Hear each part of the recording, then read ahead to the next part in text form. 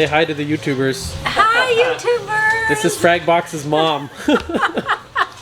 Hello, YouTubers! This is Fragbox's son.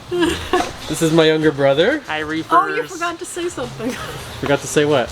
Hello, my fellow Reefers. March again here in the Fragbox on Fragbox TV. I was just about to shoot these acros right here to add them to our website. Oh, hello, little stream of starfish. Where did you come from? Check out our other video that we did recently on these and why I don't think they're bad for your aquarium. But anyways, not to get sidetracked, I was just about to take photos of these to add to the site, and I'm looking at these acros and the colors are just popping. So like usual, camera's not going to pick up how nice these are, but gave me the idea for today's video. Just want to talk to you about how to get better color on your hard coral.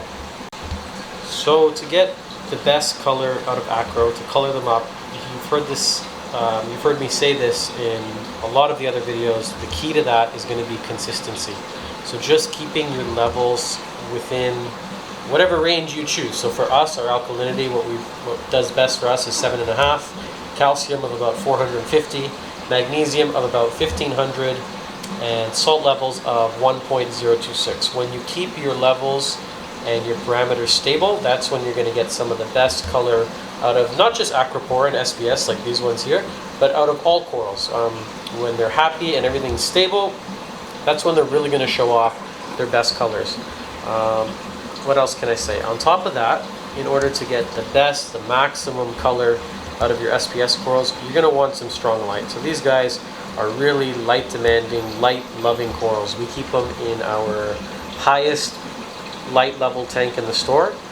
Some parts of the tank get as high as 500, but I think anywhere between 3 to 500 par. Sorry, I'm just throwing out numbers. I'm saying 500. What I meant to say was the par levels. So 3 to 500 par is our sweet spot for getting the best color out of acro, and then more importantly than par is the flow. So these things need a tremendous amount of flow. That's when you're going to get crazy polyp extension, crazy colors. That's when they're truly going to look the best.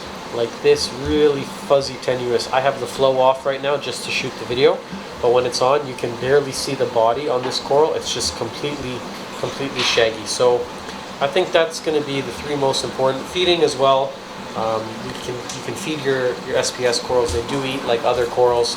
There's a ton of coral foods out there. Acropora is pretty good from Two Little Fishies if you're looking for an amino acid supplement. We feed so many foods here in the store, it would take up an entire video just to list them. But you can get very good color without feeding your SPS corals. So just to reiterate, number one is going to be consistency, and especially with alkalinity, keeping that stable. And I find with lower alk levels, somewhere between 7 and 8, that's when we get really good color. You can go a little bit higher if your tank can handle it, but I find you almost trade color for growth when you start to get into the 9, 10s, 11s, even as high as 12. I can't keep the alk that high without experiencing serious issues with the hard coral. But if you can go higher, yeah, I find usually it's kind of a trade-off between color and growth. And when we keep it lower, even in the high 6s, that's sort of our sweet spot, somewhere between 7, 7.5 alkalinity. That's going to be the most important for getting the best color. And then your lights, super strong lights, put them right at the top, super strong flow, clean water, low nitrates, low phosphates, generally speaking, because we have this one customer, this guy's name is Joe, he's here locally.